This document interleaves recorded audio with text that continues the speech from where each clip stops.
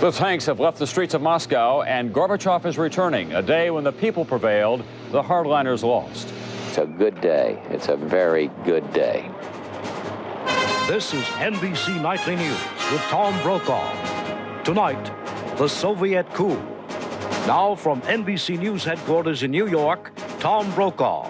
Good evening. Wednesday, August 21st, 1991. This is a day for bold print in history, to be remembered and savored as the day when the power of the people in the Soviet Union proved to be greater than the power of the gray and cold-blooded men who thought they could return that country to the darkness of state oppression. Tanks and troops were turned around midday Moscow time. They either would not or could not fire on resistors. That means that Mikhail Gorbachev is back in power. He is returning to Moscow, where he'll now have to deal with an even more powerful Boris Yeltsin, the hero of the moment. And the hardliners, where they are tonight, we don't know, but they are not in control if they ever were. NBC Moscow correspondent Bob Abernathy is at his post tonight, where it is already truly a new day. Bob? Tom, Gorbachev will find in Moscow a whole new political landscape. The hardline right has been defeated. The road is wide open for democratic reform, but it may be Boris Yeltsin, not Gorbachev, who is now the stronger leader. By the hundreds, the tanks and personnel carriers rumbled out of town this morning. The soldiers as relieved to be going as the people of Moscow were to see them go. It's already time to leave. I don't think we'll be back. Tucked in among the tanks, getaway cars for some of the failed coup leaders. It's not known for sure where they went. One report said they flew to ask Gorbachev for mercy. Outside the Russian parliament, the headquarters of the resistance, priests blessed the people who, guarding their parliament, had risked their lives for svoboda, freedom.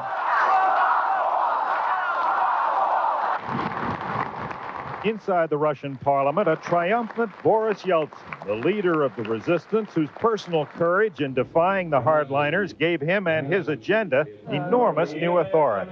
Gorbachev will have to accommodate to that. As newspapers came out again and independent television came back on, reformers rejoiced, but some also worried that Yeltsin might now be too strong. So I think that we can have something like cult of personality as far as Yeltsin is concerned. And I think that he would try to use the momentum of his victory to gain more political and economic power for himself and for all the other republics. In spite of all the force at their command, the coup leaders failed in part because they underestimated the commitment of the people. It is not that easy to beat down democracy once it got their roots in the society. Last night, some of those fighting the coup took on armed vehicles barehanded. 3 of them were killed. Today, at the site where they were crushed, just near the American embassy, their friends honored them as everywhere. People here both sighed with relief and wondered, what next? What's expected is a new renegotiated treaty between the central government and the individual republics, one that could give the republics vast new powers, such as their own national guards, to protect them in the future from future central government abuse. It's also likely that the coup leaders, wherever they are, will be found, tried, and punished. Perhaps the trials will be public. Criminal investigations were ordered today. Tom?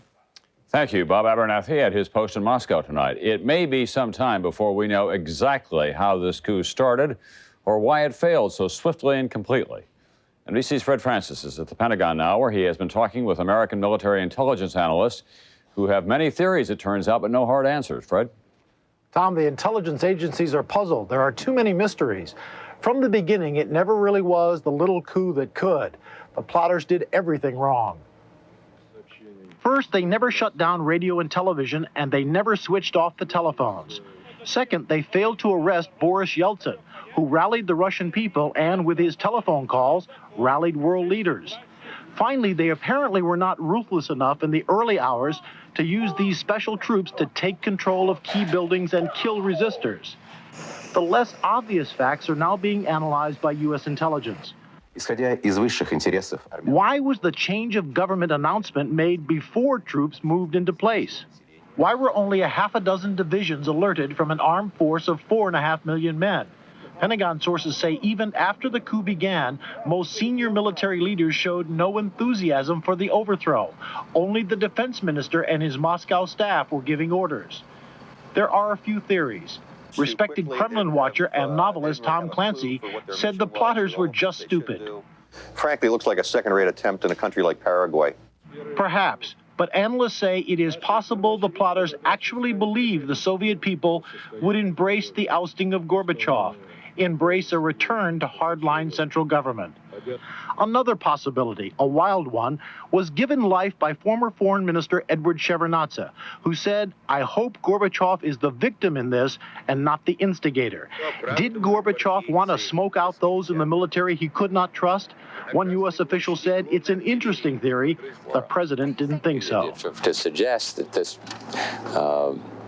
President Gorbachev would plot to put the people of the Soviet Union through this kind of trauma and the rest of the world through it just makes absolutely no sense at all.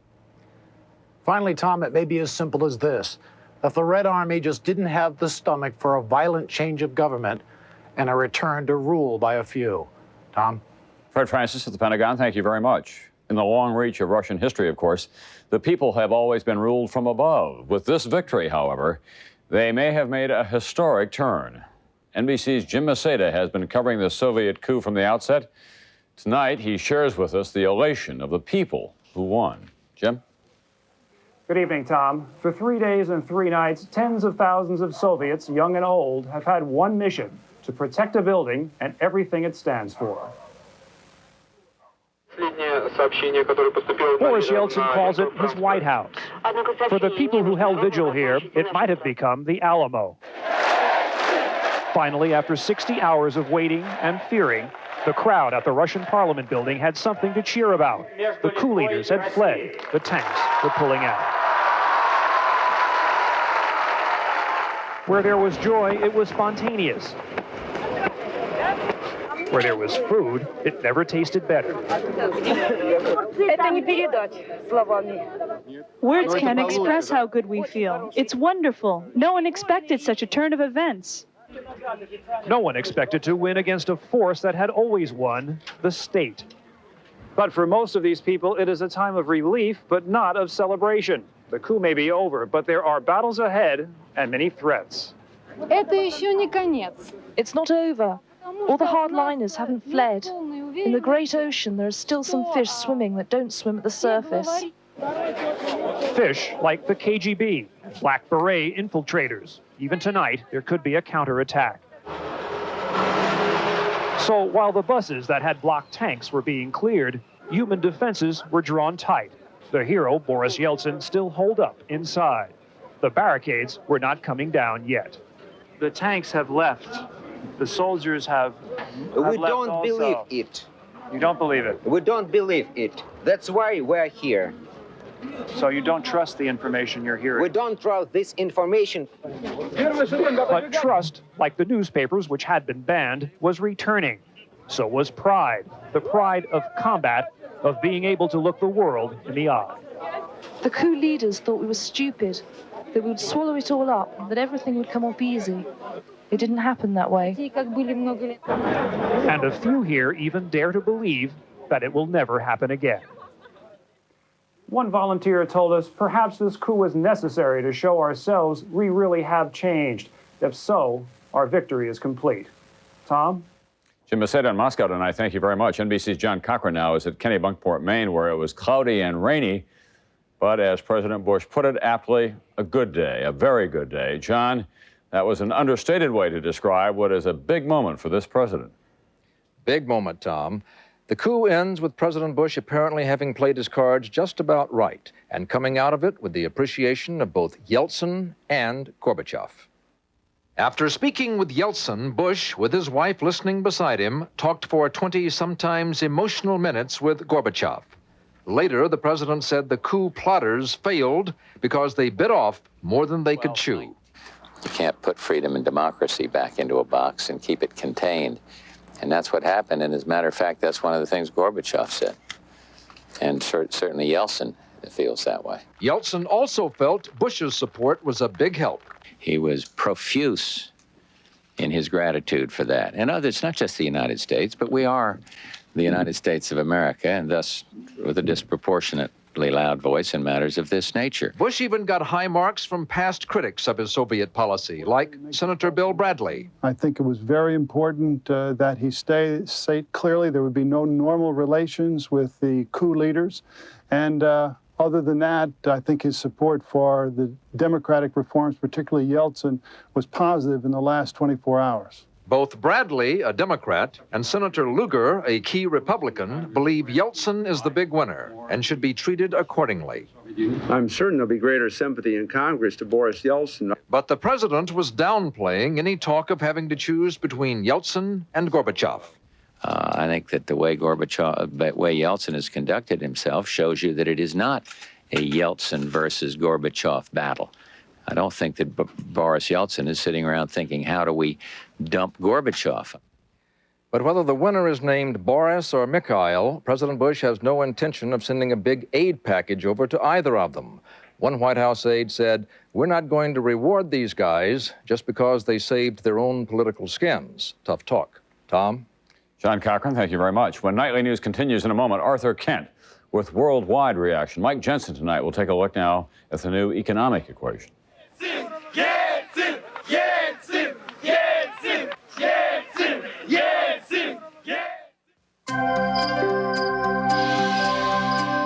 Because some aches and pains don't go away when the lights go out, we've created new Tylenol PM, specially formulated with extra strength Tylenol pain reliever for those aches and pains that can keep you up at night, plus a gentle ingredient to help you sleep, so you can wake up refreshed in the morning.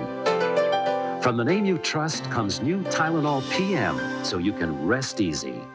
Look, I'm eating apples again, thanks to Super Polygrip with its new Ultra Hold formula. Now in an easy-to-use pump, it holds dentures ultra-tight. New Ultra Hold formula, the best grip Polygrip has ever made. When you get gas pain, you've got a choice. Your antacid or Gas X, the tablet made for gas pain. It's extra strength, 100% SIMETHICONE to get rid of gas faster than your antacid. Fight gas right with Gas X.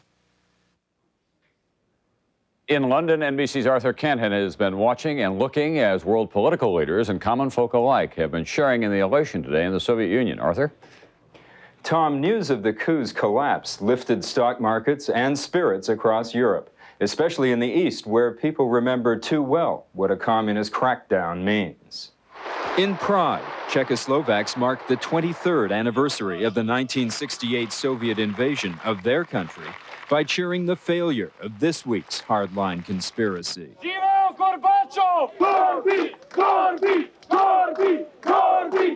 And in Belgrade, Yugoslavs, despite their own internal problems, rallied in support of Mikhail Gorbachev and his beleaguered reform program.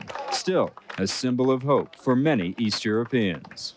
To the west, British Prime Minister John Major stood shoulder to shoulder with an aide to Boris Yeltsin, Konstantin Kagalowski. The message, solidarity. The importance of moral support, the broadcasts that have been made, the clear condemnation of the coup that has been unreserved from the whole of the free world is of immense help to those in the Soviet Union who are fighting for democracy and for freedom at the moment. At NATO headquarters in Brussels, Secretary of State James Baker arrived to discuss the coup with fellow foreign ministers. But NATO Secretary General Manfred Warner had spoken by phone with Boris Yeltsin, who had claimed the Soviet army was now under his control. We firmly support the Russian President Yeltsin.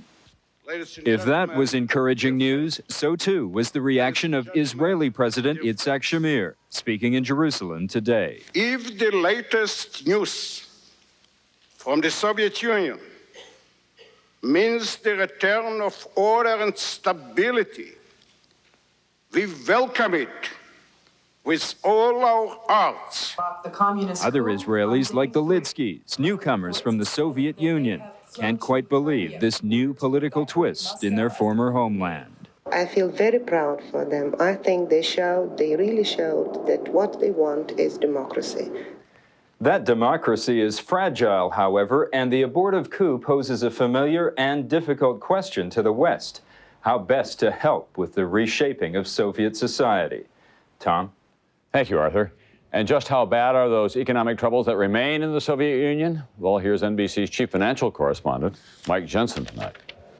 Soviet leaders still are confronted with an enormous problem, an economy that is a disaster. Big Mac, Big Mac. To make the economy more efficient, Gorbachev spent 6 years on perestroika, dismantling centralized controls in favor of free enterprise, Americans welcome. But the transition takes time, and with the elimination of government subsidies, things got worse for the average Soviet, not better. There are shortages of almost everything, and prices have gone up twice as fast as salaries in the last year. Inflation is running between 100 and 200%. Consumer products are scarce because factories have slowed to a crawl. Production, which already was low, fell 10% during the first 3 months of this year, partly because of a shortage of raw materials and parts shipped in from other countries. There's no money for imports because Soviet exports have plummeted. Crude oil, the largest, is down 10%. U.S. companies want to help develop Soviet oil fields, but the Soviet bureaucracy has been sluggish in deals with the West. The Soviets need American help, grain from American farmers, with American loan guarantees. President Bush said he thought economic pressure helped end the coup. When they see the United States and they see the European foreign ministers coming together, all saying they're not going to have business as usual, I think it does make an impact. Thousands of Soviets took to the streets to make it clear that they did not want to return to the old ways. Now the challenge for Soviet leaders is to make the new ways even better. Mike Jensen, NBC News. And on Wall Street today, the end of the coup sent stocks up sharply in very heavy trading. I knew something must be wrong. I was getting these sharp pains and sometimes pressure and bloating. I'm glad I asked my doctor. He said it was gas and recommended Mylicon. Mylanta's Mylicon gas. It has the best medicine for gas. Here's news. If your athlete's foot won't go away, you could have more than athlete's foot.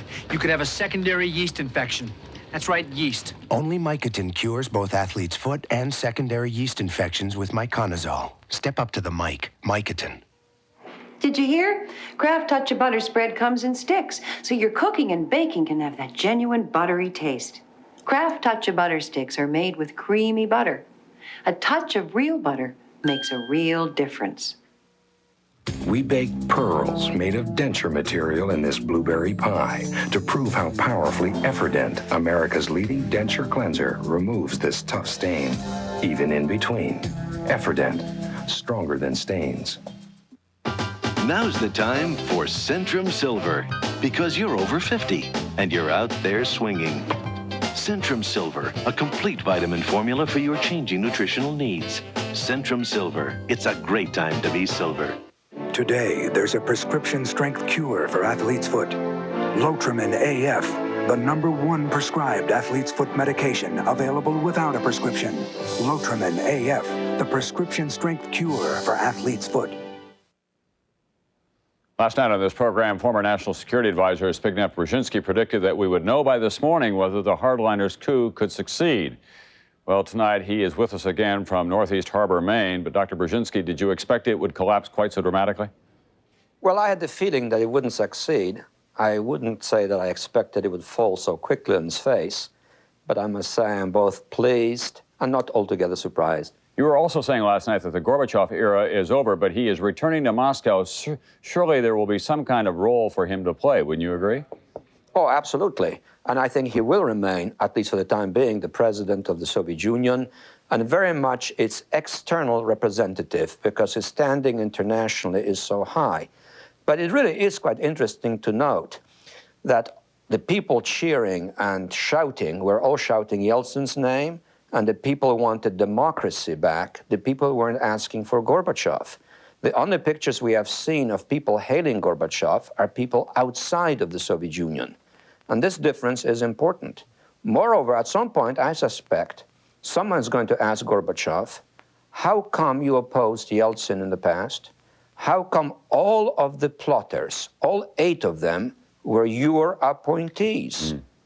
And that's an important point. Let me ask you another question about American policy in the few seconds that we have left. Should the United States weigh in now with massive economic assistance to help out Boris Yeltsin and Mikhail Gorbachev? I think we should be forthcoming if the Soviet government, and it's going to be a reconstituted Soviet government, adopts a wide-ranging program of economic, political reform, but only if it adopts it and begins to implement it. Because otherwise, what are we going to be aiding? Aid is not a reward. Aid is not merely an incentive. Aid is supposed to make things work. And unless there is a substantial, comprehensive, far-reaching reform program, there isn't anything actually to aid. Dr. Brzezinski, thank you very much for being with us tonight. When Nightly News continues in a moment, commentary from John Chancellor. Ziploc presents Fingerman. Hi, I'm here to demonstrate the Gripper Zipper from Ziploc. Now the easiest closing bag there is. In fact, you can close it even if you're all thumbs. How you doing? Yes, the zipper is grabbing hold. It's locking. Feel it close the first time, every time. Yeah. Ziploc bags with the Gripper Zipper, the easiest closing bag there is. Now that was a snap. If you're looking to maintain regularity, look here. There's a drug-free way to do it, and Kellogg's All Brand can be an important part, because a high-fiber diet, including Kellogg's All Brand, can give you the fiber you need to help stay regular, drug-free. And All Brand goes a lot better with berries. A high-fiber diet and Kellogg's All Brand for drug-free regularity. Ask Angela Lansbury about aspirin-free Bufferin AF Nighttime. Angela, there's something new here. Bufferin AF Nighttime? Yes, it's from the makers of Bufferin, for when you feel achy at night and you're having trouble getting to sleep. It's for both problems? Uh-huh. Bufferin AF Nighttime should really help. You see, it's a maximum-strength aspirin-free pain reliever plus a gentle, non-prescription ingredient to help you get to sleep. New Bufferin AF Nighttime helps put pain and you to sleep. Like Coach always said, hit him in the numbers. Who do the pros call for an all-pro deal on hot, delicious pizza? Who do you think? Hello, Domino's Pizza. Call now for Domino's kickoff deal. 2 medium cheese pizzas with 4 servings of Coca-Cola Classic or Diet Coke for just $9.99. Add your favorite toppings for just a little extra. And get free NFL quarterback trading cards. Only from Domino's. Call now, dude. Oh, yeah. Our commentator, John Chancellor, is with us tonight, and like the rest of us, he's looking ahead, trying to figure out what next in the Soviet Union. John? What next, indeed. The old scenario from Mikhail Gorbachev was, the real trouble begins next spring after a miserable winter with food shortages and nothing to buy in the stores. The new scenario is, the real trouble begins next spring after a miserable winter with food shortages and nothing to buy in the stores. The coup d'etat had no effect on the fall harvest, which will be below normal, no effect on exports, which are in a slump, no effect on the mountain of foreign debt. Billions of dollars in foreign loans must be paid this year, more food must be purchased abroad, and the country is desperately short of cash. It's short of soap, so there are lice in the hospitals. It's short of pantyhose, so women's legs go bare. It's short of snowsuits, so babies stay home in the winter. Sometimes it's short of cigarettes, so millions of people stop smoking involuntarily. It drives everybody crazy. The problem isn't communism. Nobody even talked about communism this week. The problem is shortages. If he wants to, Gorbachev now can move faster on political and economic reforms. That would produce more loans from the West to ease those shortages. But it's going to take time, and nobody knows how much time the people will give him, especially this week when millions of Russians got a taste of their own power. Gorbachev comes out of all this a winner, but what he won is a prize of questionable value. Tom? Thank you, John. Politics here at home as well. Albert Gore, the Democratic senator from Tennessee, has decided that 1992 is probably President Bush's year. Gore said today that he would not be a candidate for the Democratic presidential nomination.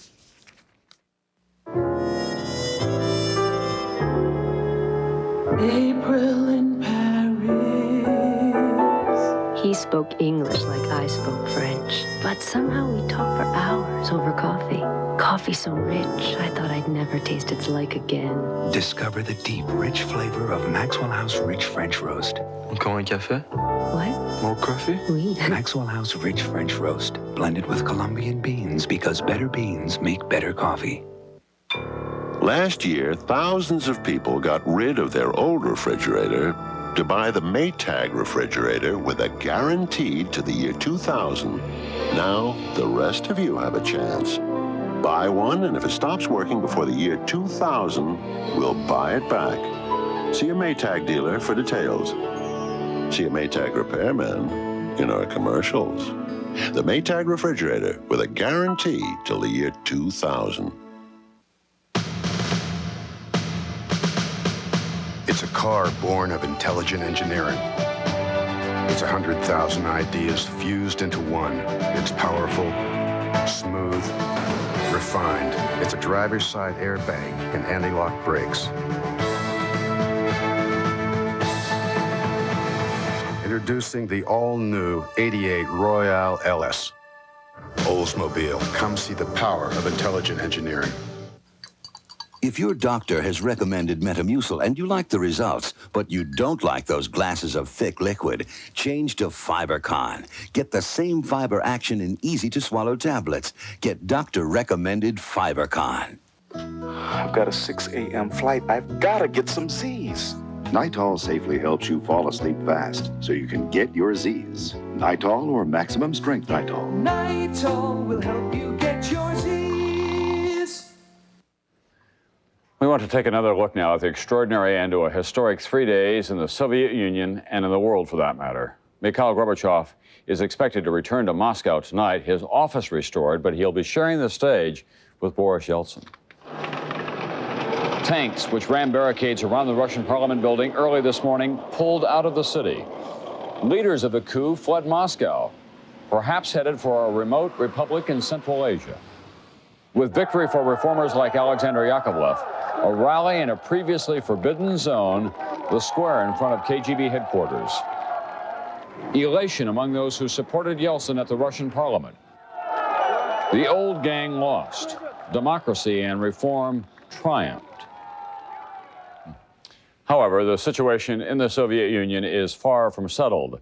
The events of one day lead to another, and we'll have a special report on what is ahead for the Soviet people tonight at 9, 8 Central Time. I'm Tom Brokaw. I'll see you then.